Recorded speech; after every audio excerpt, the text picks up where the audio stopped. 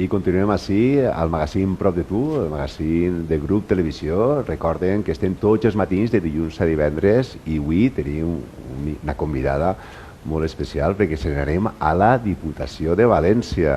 Molts de vosaltres no sabeu exactament què fa la Diputació, per això tenim així una màxima representant que es va dir.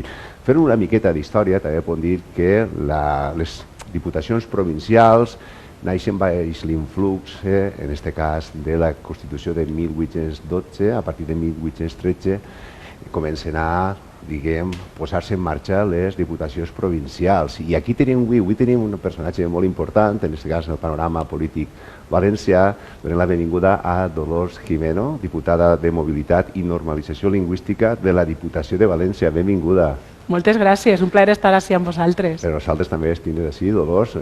Com deia, molta gent no sap exactament les funcions d'una diputació i sabem que, per exemple, la Diputació fa un gran treball sobretot per a poblacions menudetes que no tenen unes infraestructures o que no tenen una capacitat econòmica per a poder, construir tot això que necessita un poble, no? Què es podies dir en defensa de lo que és la Diputació de València en aquest cas?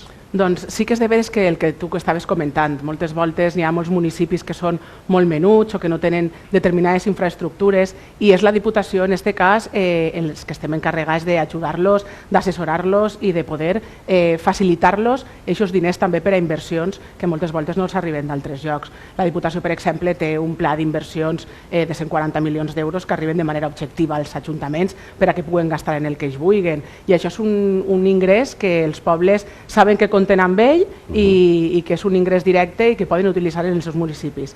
Així també, com te comentava, assessorament i altres qüestions que d'una altra manera no podrien. Exacte. S'ha superat ja, per exemple, aquesta visió que va haver fa uns anys, sobretot en la crisi econòmica a partir de 2008, en la qual va haver una força reaccionària que deia que s'havien d'evitar les diputacions provincials. S'ha superat ja per fi aquesta etapa? Ja s'accepta amb normalitat que la Diputació és una eina importantíssima, sobretot per a poblacions menudes?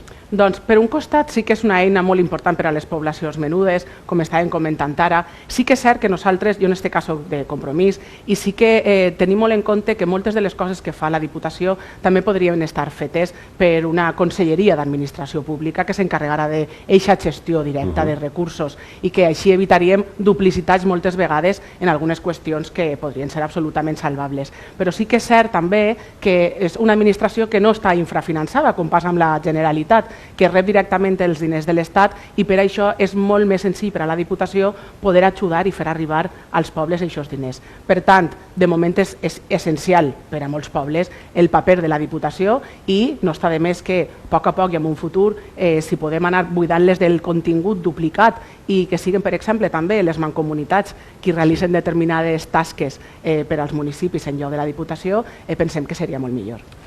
Evidentment, sí. Eres diputada de Mobilitat, però la gent recordem que és diputada de Mobilitat i Normalització Lingüística. Sé que s'està fent una gran tasca, un gran treball des de Diputació. En aquest cas s'ha fet una campanya molt interessant que es diu Sona tan bé. Què es podies contar sobre això? Doncs és una campanya que la veritat és que ha tingut un èxit i una viralitat importantíssima en xarxes socials. Està pensada sobretot per a que la gent més jove en un entorn urbà s'atrevisca a l'ús de la llengua, a usar la llengua de manera habitual, sense complexos i sense vergonyes i sense limitacions. I per tant hem tret 5 vídeos, l'últim, el 5è, llegirà esta propera setmana, que ja serà l'últim, que han tingut una viralitat importantíssima en xarxes, com te deia. L'últim és el que vam treure esta setmana, que està protagonitzat per Cabra Fotuda i que ens parla d'això que moltes vegades passa, que som un grup de gent que estem parlant valencià i de sobte algú parla castellà i sense que ens ho demane canviem, no? I la mateixa persona li diu no canvies perquè en aquest cas jo no t'ho he demanat i t'estava entenent perfectament. El que pretenem és això, que la gent el passe per xarxes socials, que es veja i ens consta que s'està utilitzant en classes de valencià per a persones adultes i té un ús després també pràctic i didàctic molt important. És molt interessant això que dius, perquè sí que és veritat que abans, fa uns anys, no, hi havia una conversa entre diverses persones en valencià, apareixava una persona parlant espanyol, en aquest moment diguem que se canviava la llengua per una qüestió falsament entesa com respecte, no? Totalment. Canvio por respeto, respetem també la nostra llengua. Clar, respecte és utilitzar les dues llengües i quantes més llengües sabem, més possibilitat tenim també d'aprendre unes altres. I al final el que volem és comunicar-nos. Exacte. Després també hi ha una espècie de... Des de la Diputació esteu també amb una campanya de subvencions per a ajuntaments, no?, perquè s'usa el valencià en ròtols, per exemple. Què es podies dir sobre el tema este en concret? Sí, com parlàvem abans, la Diputació el que fem és ajudar als pobles, i sobretot als pobles més menuts. I en aquest cas, en la promoció de valencià, n'hi ha molts municipis que no tenen oficines de promoció de valencià perquè no tenen tant de personal. Clar, els pobles xicotets no poden tindre un funcionària per a cada qüestió. I el que fem així és ajudar a aquests pobles. I sobretot traguem subvencions. En aquesta subvenció que comentaves és per a la promoció del valencià en el comerç local. Saben que hi ha molts comerços de pobles valencianoparlants i també castellanoparlants que utilitzen el valencià, però després, quan han d'escriure, han de fer un albarà, una factura, la carta d'un restaurant, la retolació, ho fan en castellà. I el que intentem és, a través d'estos premis, que no sols ho facin en valencià, sinó que a més se senten reconeguts i amb aquesta gratificació que se donen en els premis animen altres comerços a fer el mateix. I no sols físicament, sinó també en les xarxes socials i en les aplicacions mòbils que utilitzem de compra, que puga estar també en valencià.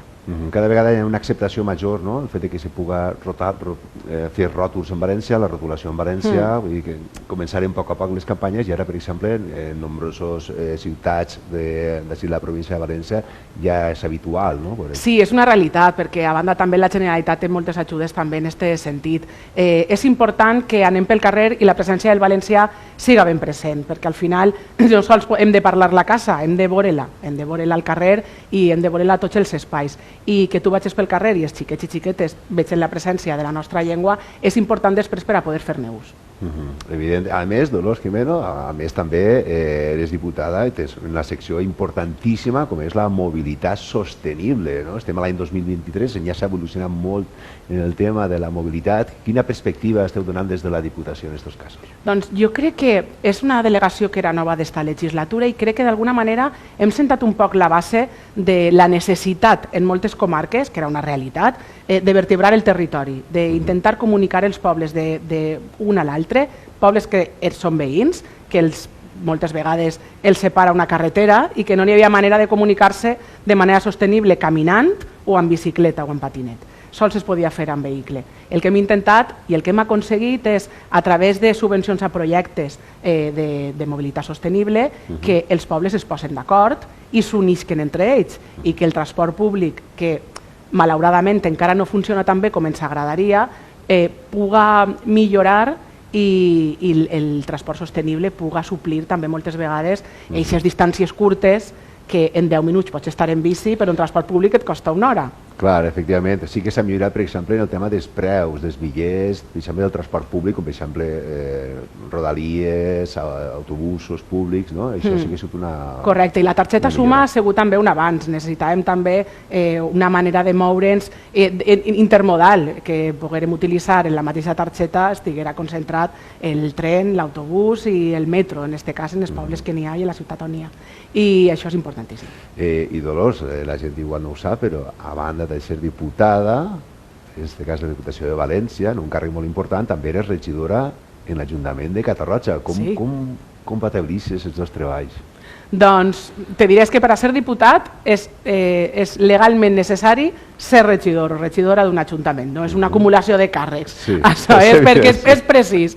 Aleshores, jo soc regidora a Catarroja i com bé dius, porte cultura. I la veritat és que són disciplines diferents les que porta la Diputació, les que porta l'Ajuntament, però que complementen també les meves inquietuds polítiques i en aquest cas portar la regidoria de Cultura i participació també a l'Ajuntament de Catarroja ens fa molt feliç, perquè la veritat és que la cultura a mi sempre m'ha agradat molt invertir en aquest eix de transformació política i de la realitat i penso que a Catarroja ha canviat molt els últims anys. Molt bé, i ara volem conèixer també, des del magazín Productiu, ens encanta conèixer també la part humana que hi ha darrere del polític. Evidentment, tens una façana, que és quan vas, per exemple, a un acte polític, coneixent a Dolors Jimeno, en aquest cas diputada, però volem conèixer també a la Dolors Jimeno íntima, per exemple, en el teu temps lliure, què t'agrada fer?